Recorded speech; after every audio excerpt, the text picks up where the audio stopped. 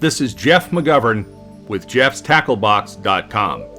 Let's take a look at how to put an Emmrod together. And to do that, we're going to be using the Jeff McGovern Emmrod Comabt Rod, the smallest one of the bunch. Now, on the end of the handle, you're going to find a socket. That socket has a slot down the middle of it. That lines up the little keyways that are on the rod end itself. There's a spring inside of that socket that we have to push against. Well, let's take a look at the rod end.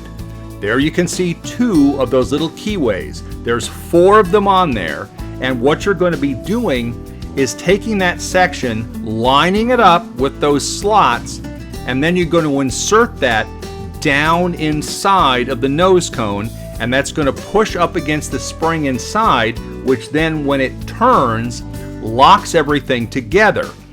Now in use, this can be a little tricky if you've never done it before, so let's try that. We have our 2 sections. There's our slot.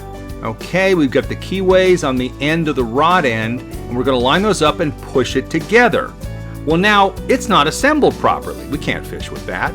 Well, you have to push against that spring resistance. So you push in, pushing your 2 hands together, quarter turn down with the reel seat down. Now everything is lined up. Taking it apart, just go backwards, same thing. Push in, quarter turn down. Now it's assembled properly to fish with.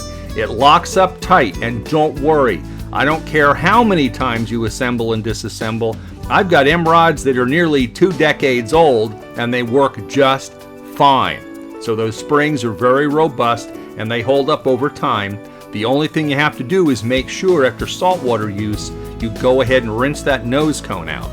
But this is very simple to do. It makes the rod very, very portable if you take it apart.